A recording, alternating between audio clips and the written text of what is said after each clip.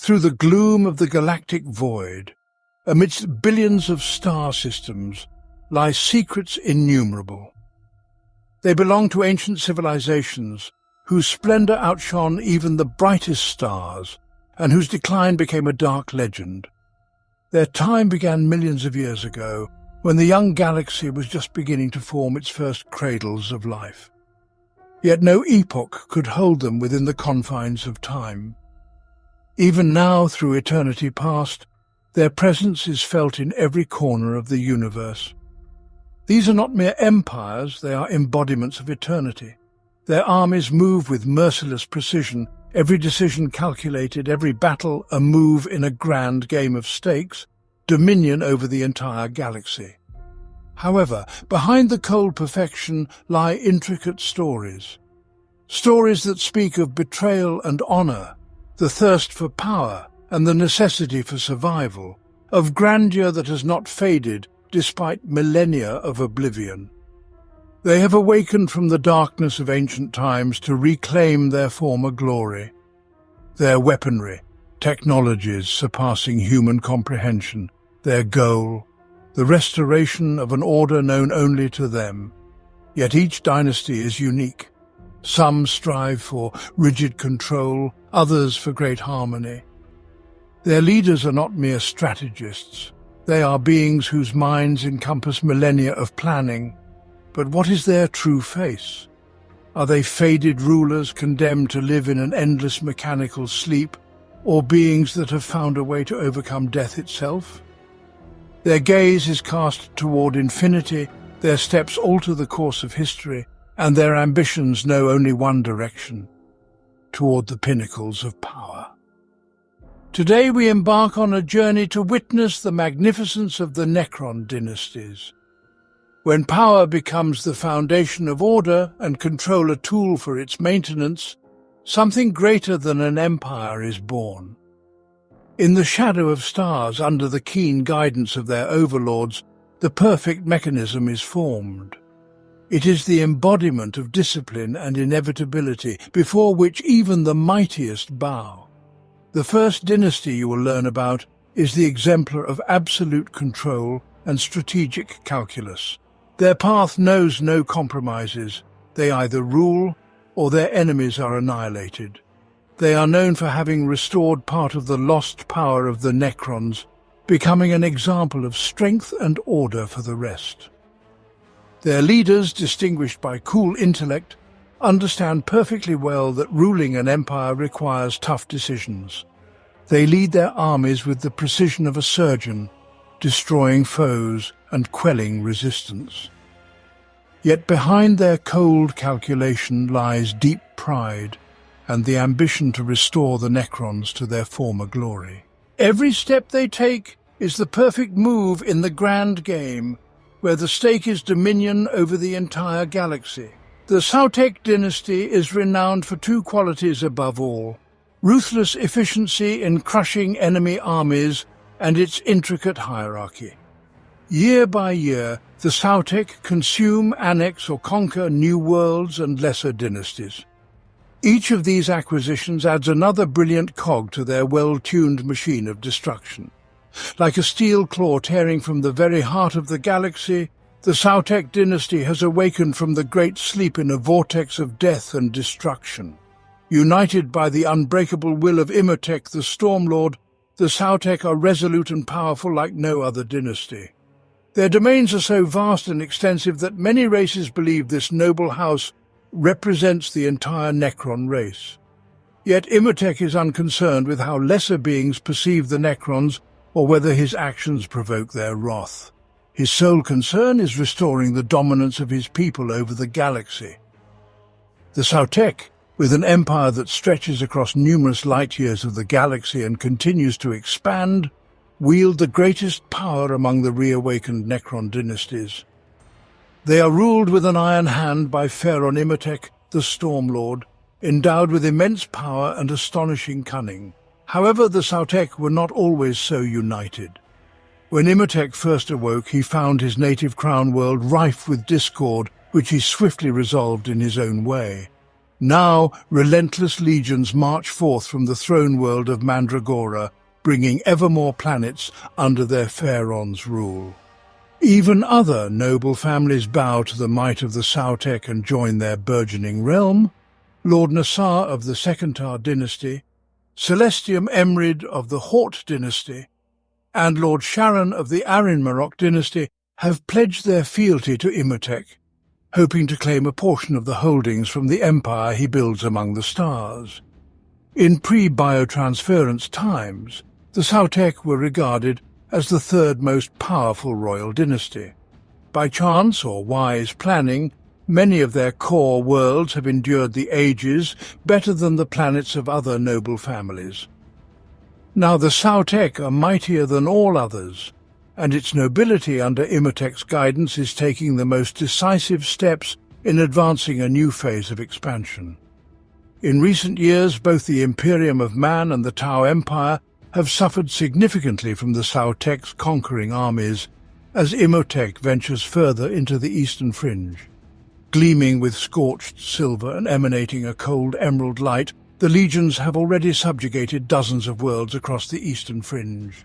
Through the flames of burning civilizations, Imhotep's armies march inexorably into battle, driven by the Stormlord's dreams of conquest and reunification. Imhotep aspires to forge his people anew and reign supreme over all Necrons. Originally, this idea emerged out of necessity when he awoke to find his tomb world torn apart by internal strife. Choosing not to take sides, the Stormlord dealt with competitors and seized power by himself. He ruthlessly subdued all lords within his dynasty who refused to align with his ambitions and annihilated entire star systems that defied his will. Now, as the Sautekh's influence grows, so too does Imhotep's own power. The former Nemesor sees himself as the one who will restore Necron supremacy. He is aided in this endeavor by the equally talented commander Nemesor Zandrek. In the times preceding the Great Sleep, he was regarded as a beacon of inner strength and discipline. He was known as a noble commander whose tactical genius was unmatched, and his loyalty to the Pharaon was absolute. Together with the formidable Vargard Oberon, who always accompanied him, the old Nemesor was always at the forefront of any campaigns of his native dynasty. The common soldiers cherished these two, while the separatists they fought feared them to the core. However, over the countless millennia spent in a stasis chamber, the general's mind was damaged, and now Zandrek is stuck in the past as if a fly in amber. To the aging general, various aliens appear as separatists, and thus in battle he insists on the strict adherence to the ancient triarchal code of honor. Due to this same malfunction, he considers himself alive and maintains a staff of 80 food tasters, despite having tasted his last meal long before humanity learned to ignite fire. The Sautekh dynasty stands out among others due to its numbers, power and warlike disposition, and Imhotep fully exploits these advantages, expanding his family's domain with astonishing speed. During his victorious march, he has defeated dozens of so-called heroes and liberators in personal combat, and if Imhotep has a weak point, it is his unyielding desire to personally vanquish his foes, which may very well be his eventual downfall. On the other hand, as the Stormlord himself states, why should he fear dying to achieve ultimate victory when he can be reborn repeatedly within a stasis sarcophagus? Currently, there are only a few commanders who can compare in military prowess with such an experienced general and brilliant strategist as Imhotep. Hardened by years of battles, the Pharaon was already a gifted commander before descending into the tombs, and over the past millennia, he has not lost any of his skills. Many adversaries now realize from their own experience that meeting the Stormlord on the battlefield heralds doom. One illustrative example of his talent was the massacre on Schrödinger 7. In the early months of the year 930 of the 41st millennium, the frozen planet Schrödinger 7 became the next target of the Spanish Necrons, a series of conquests led by the merciless genius Sautekh the Stormlord. However, unlike other worlds, Schrödinger 7 was not completely unprepared for the enemy invasion. When the silent tomb ships appeared in orbit, the members of the astropathic choir managed to transmit a distress hymn before the emerald light wiped them from the face of Earth, as well as every living creature on the planet's surface for dozens of miles in all directions. Aside from this initial success, the planet's defense did not fare very well. Smooth-sided monoliths descended upon the planetary capital, suppressing resistance wherever it emerged. Upon landing, they functioned as conduits for innumerable legions, Necron warriors and immortals, who methodically disposed of the remaining defenders. Within 3 days, what remained of the immense hive where the government of Schrödinger resided were but blood-stained ruins. However, as soon as the Necrons seized the capital, they halted their advance. From orbit, colossal excavation machines were deployed to the surface, which, under the strict guidance of the cryptechs, began penetrating the planet's crust, delving deeper than even the human mining shafts. There, tens of miles beneath the surface, members of the Sautekh dynasty found a slumbering Necron tomb. Without delay, Sautekh ordered the awakening process to commence, so that the tomb's legions might bolster his forces. At that moment, the situation on Schrödinger became not only desperate, but hopeless. Following this, the Necrons resumed their inexorable advance. Gradually, the awakened legions began eradicating every sign of humanity on the planet. Destroyers roamed the streets, toying with fleeing humans for their own malevolent amusement. Obliterators, drawn by the suffocating stench of death, stripped corpses and then moved on in search of new trophies of flesh. Within a week, much of the northern hemisphere had fallen silent and empty, just as the destroyed hive had 7 days prior. Only on the southern continents did the remaining humans cling on, pockets of resistance devoid of hope for success and with weak faith in salvation. And then, as if in response to the defenders' prayers, the Black Templars arrived. At full speed, the vessels of Marshal Helbrecht's crusade emerged from the warp, breaking through the Necron blockade. However, Helbrecht understood that victory in the skies was unattainable, and his only chance lay amidst the ruins of Schrödinger's purification plants and manufactorums. Thus the Marshal ordered a drop assault in what he perceived to be the primary Necron stronghold. His objective was to halt, or at least slow, the influx of Necron reinforcements. Unfortunately for the Space Marines, Sautekh the Stormlord had accurately anticipated Helbrecht's strategy and prepared a warm welcome. Due to the weakening of the initial assault's momentum caused by a Necron ambush at one of the purification plants, Helbrecht needed to devise a new plan to turn the tide in favor of the Black Templars, and swiftly. Convening a council of his battle brothers, Helbrecht conceived a cunning strategy. Reconnaissance land speeders pinpointed the tomb complex a few miles south of the drop zone.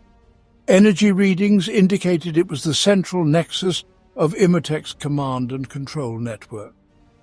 Believing that destroying this node would halt the Necron advance, Helbrecht assembled a strike force and vanished into the darkness. Before Helbrecht's assault on the tomb nexus, Sautekh harbored no animosity towards the Black Templars. They were merely an opponent in war, treated and respected accordingly. However, after Helbrecht's attack on a target considered forbidden by Sautekh, the Stormlord angrily cast aside all restraints dictated by the triarchal battle protocols. Moreover, He ordered the Deathmark squads to carry out a retaliation strike, with the Psychomancer leading the phalanx of forces.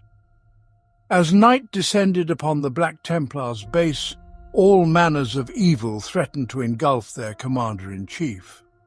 The time for the final battle arrived swiftly. Both commanders understood that the battle for Schrödinger's Seven must soon end. Helbrecht wished to see the campaign through to completion before succumbing to grievous wounds, while Imhotep required a period of calm to rectify the disruptions caused by the destruction of the Tomb Nexus. Thus the fate of the world hung upon the desperate struggle deep beneath its surface, where the remnants of the Black Templars' strike force clashed with the Stormlord's court guard. Should the Black Templars achieve victory, the Necron's new conquests would be halted for months or even years. If not, Schrödinger's Seven and all its inhabitants were doomed. Yet ultimately, even the zeal of the Black Templars and the heroism of their marshal proved insufficient to overcome the Necrons. The tomb fully restored its operation, and another world of the Sautekh dynasty was baptized in the blood of its former human inhabitants. Although Helbrecht and many of his battle brothers managed to escape the captured world, the taint of defeat weighed heavily upon them. For Helbrecht himself, this burden was further compounded by the severing of his hand, a mocking reminder of the victory and of Imhotep. It would take many decades for Helbrecht to shed this burden, when the Black Templars could finally exact revenge on the Stormlord. But that is another story. Being the most numerous of the awakened dynasties, the Sautekhs frequently encounter other races. To the Imperium, they have become synonymous with any Necrons, leading many people to mistakenly believe that the Sautekhs as a whole represent their civilization, with other dynasties being mere offshoots of them. The Tau, for instance, regarded the Sautekhs as a new unified power in the expanse of space, and thus has always sought to establish contact before unleashing full-scale war. For the Eldar, however, the Stormlord represents the greatest threat posed by the Necrons, as they know that should he succeed in his plans, horrors of a long-faded era would once again grip the galaxy. Imhotep is well aware that his dynasty faces plenty of formidable foes, perhaps even too many to overcome with brute force alone. For this reason, a seasoned strategist resorts to various means to gain control over the galaxy. He strides confidently among the stars, casting a dreadful shadow before him that shrouds planets with unnatural storm clouds and scorches the land with emerald lightning. Armies that march to wage war against the Stormlord disappear within his shadow, resulting in the proliferation of fear. By his sinister reputation alone, entire systems surrender to the mercy of the Sautekh, choosing to be slaves of the Necrons rather than face the might of their legions. Thus, the expansion of the Sautekh continues unabated, and Imhotep takes new steps toward absolute domination. The royal court of the Stormlord is as follows. The Phaeron's bodyguard, Vargard Oberon. As the bodyguard of Imhotep, he harbours resentment towards his lord for electing to fight each duel himself, rather than entrusting this task to his loyal Vargard. Yet, as a truly devoted warrior, he holds his tongue, although from time to time he deals with potential challengers before they can issue a challenge. With one decisive blow, he deprives Imhotep of another opportunity to prove his superiority and eliminates a potential threat to him. The overlord of the central worlds of the Sautekh dynasty, Necron Nemesor Zandrek. Besides the loyal Vargard Oberon, Zandrek is accompanied by the court cryptex, the Watcher Khadgak, master of the Harbingers of Metamorphosis, and Jedrim, trained in the discipline of the Harbingers of Destruction. Among those close to Nemesor, lords such as Asgorek, Azdrak, and Zendrik can be named, rulers of Jurok, Gor, and Novokor respectively. These junior members of the nobility govern the central tomb worlds, aided by the nobles, most of whom are subordinate to Lord Azdrach. Sautekh remains the greatest weapon in Imhotep's hands to combat the Orc threat. For a long time, the Greenskins have baffled the Pharaon of the Sautekh dynasty with their behavior. How can one devise logically coherent countermeasures against such an unpredictable race? Time and time again, the Orcs of the Caradorn Empire have driven Imhotep to distraction, but Sautekh sees them only as yet more adversaries to be quelled. Hence, in recent years, the Stormlord has placed upon the elderly warlord the responsibility to deal with all the greenskins threatening his realm. And in this endeavour, Sautekh has particularly excelled. One of the latest and most blood-soaked battles against the Orcs of Caradon took place amidst the scorching sands of the desert planet Ankavir, where a distinguished conclave of cryptechs known as the Eyes of Eternity was based. Did the Orcs get drawn by the powerful energy surge from the industrial complexes, or was it mere coincidence? However, in the year 962 of the 41st millennium, this thriving core world, renowned for the weaponry fashioned in its vortex chambers, was struck by an Orc space derelict, teeming with hordes of greenskins. Oblivious to the Gauss pylon's beams that rose from the planet's sands, the monstrous Orc starship established an orbit and unleashed bombs and assault crafts of every shape and kind upon Ankabir's southern pole. Orc transports, disintegrating as they flew, crashed one after another into the desert, carving vast furrows as they braked.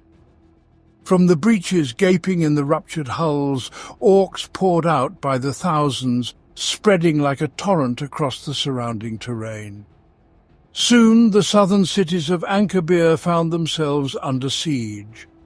Necron phalanxes of warriors, immortals and lichguards moved to intercept the invaders. Yet the number of Orcs was so vast and the indiscriminate bombardment from the cosmic behemoth so destructive that within the conflict's opening days thousands of Necrons fell. While some were torn apart by roaring greenskins, others were turned to dust by the ship's artillery shells, whose fury melted sand into glass. The planet's defences were directly overseen by the Eyes of Eternity. Their incredible instruments of death atomized Orcs or cast them into spatial vortices.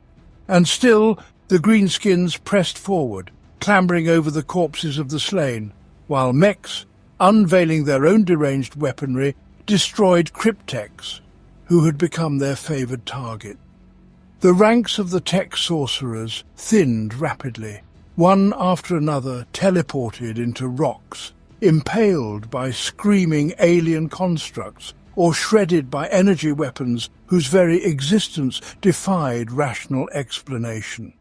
The situation on Ankabir was dire for the Necrons. However, the tide of war abruptly turned in their favour when the Orc horde reached the outer walls. While the aviations of both races engaged in a furious sky battle over the city, the enormous dolmen gate at the necropolis's heart came to life. Employed for the first time in the Sky War, these complex structures utilized distinct regions of the precious Eldar webway, linking planets over hundreds of light-years. The ancient portal's surface deep within the tomb began to ripple and glimmer, and soon Necron Nemesor Sautekh emerged from the spatial gate with grand solemnity. At his right hand marched Vargard Oberon, with the formidable legions of Necron warriors behind him. Even through the metallic clatter of steps and the wail of Tesla arcs, one could hear the echo of Sautekh's artificial voice among the high colonnades of the city, lost in a detailed and disjointed tale of long-past battles. Even as thousands of Orcs surged into the city, the old general did not cease his inspiring speeches for his incomprehending subordinates. Amusing the soldiers with stories of the Third Tunkanar battle, Sautekh absent-mindedly directed them with the air of the sly, veteran commander he once was. If a yellow-painted orc was frantically making its way down Whisper Avenue, it was cut to pieces by the synchronized fire of no fewer than 6 precisely positioned annihilation barges. When the orc war trucks raced across the Glinvark square to crash directly into the ranks of Zandrek's warriors, Zandrek sent his Lich Guard to meet them, with orders to pry open the Separatists' strange arks and deliver those inside into the embrace of death for their treason against the Sautekh dynasty. The blade of Obyron tirelessly slashed at any snarling savage that came too close to his master, and when the green tide surged up the obsidian steps, it was met by the strike of the death scythes. As the aircraft rose from the underground hangars, streams of black glimmering grains trickled from apertures in their shining hulls. Then repulsor engines roared to life, and the death scythes hurtled towards the green-skinned horde. The orc's skin blackened instantly from the leaping Tesla arcs that burned them alive, casting a sinister glow over the stairs as the diving ships fired beams of death, and within moments the orc advance turned into a chaotic rout. The battle demonstrated that Zandrek's clouded perceptions in no way dulled his exceptional strategic skills. By the end of the day, orc corpses covered the battlefield like grotesque green dunes. The invaders' forces were completely crushed, and though it would take many weeks for Zandrek to deal with all the scattered enemy armies, the threat to the world was neutralized. However, this did not surprise the old Necron in the least, for, as he tiredly explained to the surviving members of the Cryptek Conclave, no separatist would ever defeat him as long as his beloved Necrontyr empire stood. The overlord of the Sautekh Dynasty's fringe worlds and regent of Vanur, Overlord Ogdevak, commands the conquering forces of the Sautekh and fights on the side of Imhotep, providing the primary increase in power, for which he is bestowed with a greater degree of independence compared to any other Nemesor of the Sautekh royal court. It was Ogdevak who delivered the Sautech's retaliatory strike against the Eldar of Craftworld Scarlet Flow after their assault on Samanur. Ogdevak's royal court includes Keeper Ogdra, Architect of Fate, Lord Kosvar, Dictator of Santara, and Valgek. Pharaon of the Sekemptar dynasty, Lord Nassar, joined Imhotep's royal court only because he governs a subordinate dynasty. The Stormlord does not place much trust in Lord Nassar, yet Nassar has not yet realized that Imhotep can effortlessly predict the scenarios of his plots and schemes, manipulating him in turn to ensure that the Sekemptar dynasty never escapes the rule of the Sautekh.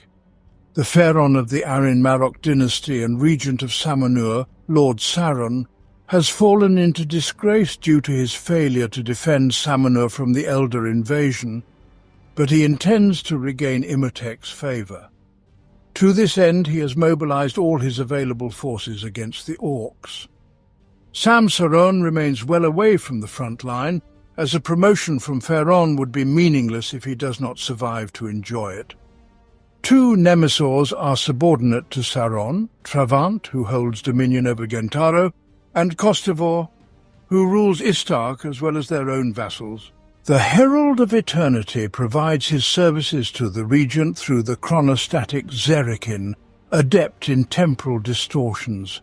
The supreme transmutator, Navgran the Eternal, was already old at the time of biotransference and employed advanced scientific technologies to extend his existence beyond the obscenely brief lifespan of the Necrontyr. Throughout the entire Sautekh dynasty, there is no Cryptek as experienced in transmutation as Navgran the Eternal. He can create crowns for lords with equal meticulousness as constructing battle stations of planetary magnitude. The extent of influence wielded by Oricon the Diviner, the astromancer of the royal court, is matched only by the profound discontent this influence provokes among his kin. Were Oricon the diviner to focus his efforts, it is quite conceivable he would seize control of the dynasty. Yet his desire to sow discord undermines his own schemes as often as those of others. The implementer of the Codex of Battle, the High Overlord Kramatal, has undertaken the duty of ensuring the armies of the Sautekh dynasty adhere to the ancient Codex of Battle, while its nobility rigidly follows far stricter codes of aristocratic conduct. Formally, the rule of Imhotep of the Sautekh dynasty violates many of the revered protocols held by Kramatal, yet the High Overlord prefers to overlook this due to the stability Lord of the Storm has brought. Imhotep has scant trust in Isandrak, for Executioner Isandrak is as uncompromising in his nihilistic nature as he is overconfident in his abilities. However, occurrences always arise where the Sautekh dynasty requires ruthless strike forces, and in such instances, Imhotep ensures that these assignments fall to the Destroyer Lord of the Red Harvest. Nevertheless, the Executioner is still alive. The Corpse Lord, having become an outcast due to the Flayer virus ravaging his ancient skeleton, seldom engages with other nobles. Those compelled to interact with him do so only through emissaries from the ranks of the Immortals, for should the infection spread, it would first afflict expendable force rather than higher-ranking Necrons. Nephrekh, the Destroyer Lord from the Sautekh dynasty operating in the Traxis sector, dreams of witnessing all fleshly creatures clash in a grand bloody conflict, for only the total extermination of biological life forms would bring him joy. Therefore he cruelly subjugates all he can and then sends them into battle. Whether his thralls survive to kill further or perish in agonizing torment, Nephrekh is utterly indifferent. Any outcome is acceptable to him. In executing his plan to pit the lesser races against each other, Nephrekh is assisted by other destroyers under his complete control. Not all battles are fought on battlefields. In the depths of ancient civilizations, legends are born of those who can manipulate shadows and rule through cunning. Their enemies do not even realize they have become part of a grand design until it is too late. The next dynasty you will learn about is known for its subtle politics and its ability to affect enemies from within. Their strength lies not only in military might, but also in the art of intrigue. They are always seeking the weaknesses of the enemy to turn them against him. They are masters of invisible war, where every victory is achieved with minimal losses. They understand that direct confrontation is not always the best path. Their method is cunning planning and manipulation, which allows them to crush opponents without large battles. The history of this dynasty is the history of secret victories and flawless calculation, making their name a formidable reminder of the power of the Necrons. Like many other noble houses, the Nepheru awoke to find lesser creatures crawling over the ruins of their ancestral domains. Since then, as they have re-established their power, the Nepheru regard other life forms merely as filth that needs to be cleansed from their hereditary worlds and have no desire to coexist with anyone. After the opening of the Great Rift, a fleet of the Adeptus Mechanicus disturbed one of the Nepheru tombs on the planet Mushanarak, and soon the intruders were destroyed by the forces of Nemesor Amarkun the Gather. Thus began the gradual activation of the necropolises of the dynasty, scattered across various celestial bodies in the sector of the Watch Worlds located near the Eye of Terror. It is said that if one gazes too long into the bleak landscapes of the Koatian Rift, one can lose one's mind. And perhaps this is true, considering the long history of misfortunes that have befallen the observatories in this region of space. Blood-splattered walls, brutally slain crews, and typically a lone survivor madly giggling amidst the scene of gruesome slaughter. All familiar scenarios, with only the details changing. However, flesh and blood remain the primary resources of the Imperium, and thus it rarely occurs that no one gazes into the abyss of Kawata for a long time. Since the beginning of the Great Sleep, much has changed, but the surface of Mushanarak still bears the scars received in the First Secessionist War. Even though Izkorek himself, the second in line of the Nepheru family after the resplendent king Nephrekh, continues to sleep an eternal slumber in his tachyon crypt and can no longer aspire to the crown of the Pharaon, his subordinates are to contribute to the elevation of the dynasty and thereby slightly atone for the deeds of their treacherous lord. Nonetheless, that will still be insufficient to atone for the sin of his pride. Before the Great Sleep, the shipyards of Crestus supplied the mighty Nepheru dynasty with military fleets that brought order to thousands of worlds. In time, Crestus will once again engage in shipbuilding, but for now it remains a mere shadow of its former self.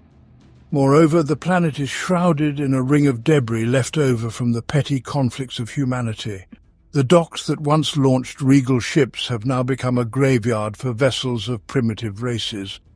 While official contact with this long silent core world has yet to be established, intercepted Imperial transmissions indicate that the Proxian tombs have partially awoken.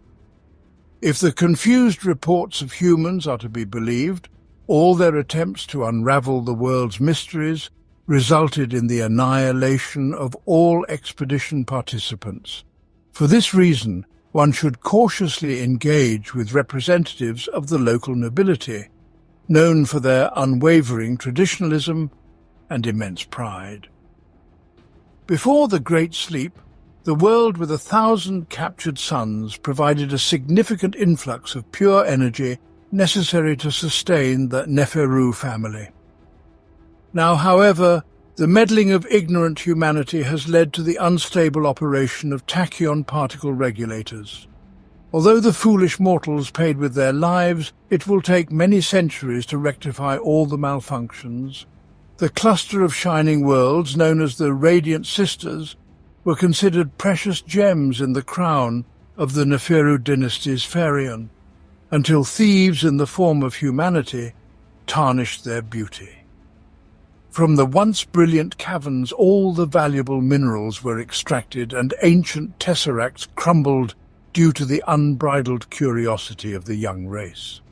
For the desecration of the Radiant Sisters alone, humankind must pay dearly. Only when humanity's own worlds are equally barren and devastated will retribution be complete. The servants of the Inexorable performed an involuntary service to Nepheru when they cleansed the shores of Stivantium of human colonists. However, it was not a large enough service to spare their own domain from the wrath of the Necrons, but sufficient to restore the world's productivity within 8 or 9 mortal lifetimes. Until then, other worlds of the dynasty will have to contribute to the defense of Stivantium, just as it will one day need to assist the other core planets. Humanity swarms like insects around the shifting spires of cities erected by the Nepheru. The humans brazenly occupy halls meant for far more noble and illustrious individuals. Consequently, the servants of the Pharaon seek to incite rebellion among the Imperials. Their society already teeters on the brink of insurrection, and the Necrons need only wish to push them into the abyss of anarchy. Madness, despair, and blessed death await all who plunder ancient wealth. The radiance of Nepheru, unfortunately, has faded since the Great Sleep, for the harmful humanity has carelessly treated the royal palace where the nobles once basked in its glory. Nevertheless, the planet still belongs to the Nepheru dynasty, and as such it will be reclaimed at any cost. Not even the finest cryptechs are capable of restoring Nephrekh to its former appearance, but if it is destined to vanish into darkness, it shall depart gracefully, unblemished by the ignorance of mortal beings. Like so many planets of the Nepheru dynasty, Cardatum was plundered by the adepts of the machine god, yet the trinket-hungry humans overlooked the true treasures buried deep within the tesseract space. All it requires is time and patience, and the Necrons will unquestionably retrieve them from the vaults to serve their noble lineage. At the zenith of the Nepheru dynasty's glory, no esteemed lord would have set foot willingly on the desert surface of Tregorium, where rejected members of Necrontyr society and outcasts dwelled. Now, however, with the passage of time having nearly depleted the family domain, the Pharaon, in his wisdom, does not disdain any resources, even those tainted with corruption. After all, even the degenerates slumbering under the crust of Tregorium can play their part in restoring the Nepheru's glory. The resurrected Pharaon Nephrekh the Unbroken tasked Amarkon with reclaiming 100 lost tomb worlds of the dynasty, approaching the endeavour with all due diligence, assisted by the loyal cryptechs Zar, Sekhmet, and Isin Shareth, who offered him wise counsel. Conquering one world after another, the renowned fleetmaster presented himself as a noble conqueror, finding no pleasure in senseless bloodshed and even offering his enemies a chance to retreat. Despite his military successes, Amarkon greatly feared angering his king and never entertained the idea of overthrowing him. However, fate decreed otherwise, and when it was revealed by Trazyn the Infinite that Nephrek had commanded Amarkon to seize the Trionic Activator from their enemies merely to transform the mechanized world known as the Dark Throne into a simple fortress to cowardly hide within.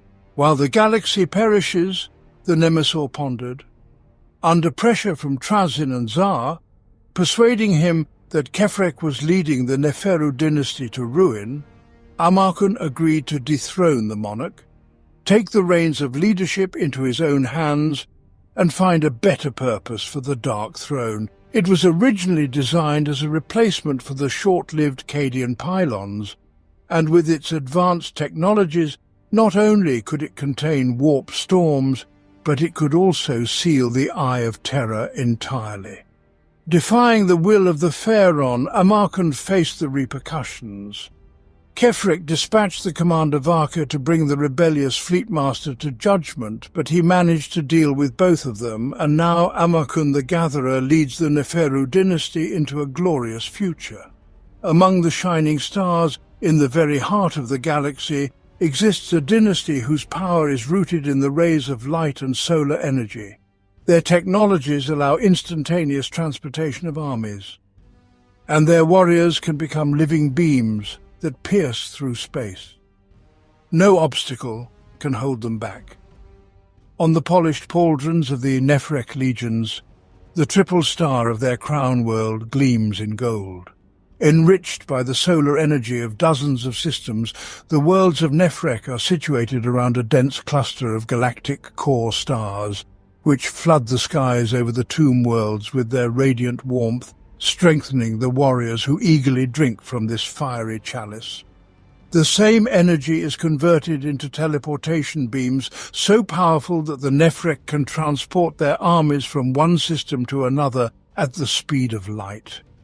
Like many other rulers, Pharaon Sautekh awoke from a long hypostasis with a damaged personality, teetering on the brink of madness. He astonished his courtiers by declaring his desire to emit the same dazzling radiance as the stars, with which he became maniacally obsessed after awakening in the crown world of Ariand. To placate their sovereign, the cryptech of the Nephrek dynasty crafted him a skin of living metagold, which is transformed into pure light through complex hyper-alchemical processes. Since then, the Pharaon considers himself a celestial deity in physical form. The same gift of metagold form Sautekh shared with his closest ones, so that in battle they would embody the splendor of Nephrek's triple sun. Now, the high-ranking lords of the dynasty can temporarily transform into living light, but even the lowest warriors of Nephrek, whose alloy contains a mixture of metagold, benefit from its advantages, traversing short distances in open terrain in a disembodied form with terrifying speed. The secret to indefinitely extending this process still eludes the Nephrek, but they are channeling all their tremendous resources into solving this issue. Being undisputed masters of teleportation technology, the Nephrekh employ it in every campaign. They not only leap into battle astride blinding rays of light, but also actively utilize various machines that allow for interdimensional transitions. The Nephrekh favor deploying their forces through the Eternity Gates, monoliths and Night Scythe invasion beams they have devised. In both cases, teleportation is achieved through a stabilized wormhole, the other end of which leads to a distant tomb world. Among other celebrated inventions of the dynasty that radiate the light of truth and honor is the solar staff, manufactured in the Aryan Heliofoundry. When the staff is activated, its energy bursts forth in a flash with such force as if a new sun is born. This artificial effulgence banishes darkness and blinds the enemy, unraveling any of their deceptions. The nobility of Nephrekh shows little interest in conquest for their own sake, but quickly engage in such conflicts if there are bets placed on their outcome. There is no aspect of war on which they do not wager. As conditions for fair play, anything is suitable, from the duration of the battle to the count of those slain in it.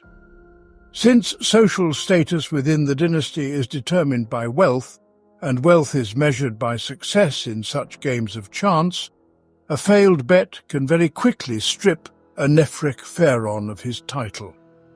A noteworthy incident occurred when in the year 970 of the 41st millennium, a Space Marine chapter, named the Emperor's Swords, the second to bear this name, was annihilated when a tomb world awoke directly beneath its fortress monastery on the planet Bellicus. Isolated from outside reinforcements, the besieged forces were swiftly shattered, but the trapped Astartes faced a more sinister fate. By breaching the fortress monastery's systems, the conclave of cryptex disabled the defences and sealed the Space Marines within their own citadel. Desiring to entertain themselves with their captives, the new rulers of Bellicus successively led waves of Necron warriors through the dim corridors, aiming to outdo one another with more kills than their kin. Although the Space Marines fought bravely and never succumbed to fear, after 3 weeks Lord Trakos claimed victory with the personal decapitation of Captain Rain. Towards the end of the 41st millennium, the home world of the dynasty was attacked by the Dark Angels chapter. Chief Librarian Donathium, leading 20 Deathwing warriors and auxiliary forces of the Fourth Company, ventured into the depths of the catacombs, intending to thwart the awakening of other tomb worlds in Nephrekh's domains. The Space Marines failed and were forced to retreat, sustaining grievous injuries and losing several brothers to death. With the emergence of the Great Rift, the sorcerers of the Thousand Suns cult of time attempted to uncover the methods by which the Necrons imprisoned the star gods. Thus, in the war against the Nephrekh, the Silver Sun sect unleashed 4 Hellbrutes upon a Tesseract vault. The winged monstrosities breached the cage and released a shard of Catan hidden within, resulting in its ensuing rampage through the dynasty's holdings for many years.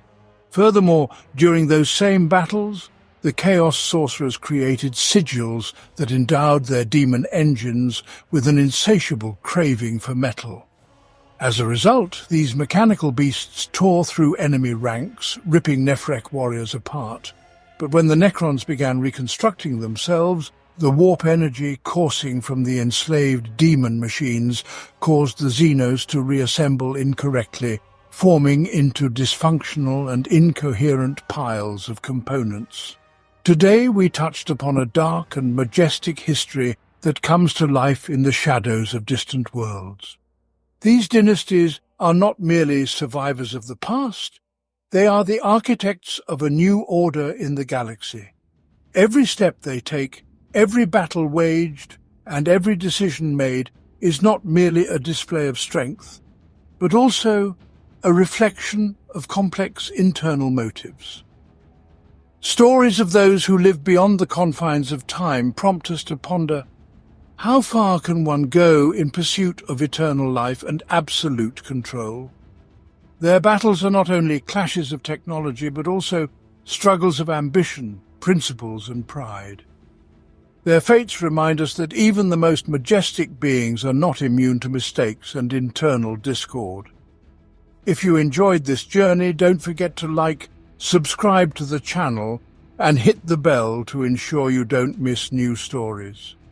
On our channel, you will find tales of other great dynasties, each unveiling a new chapter of the grand saga unfolding in the silent darkness of space.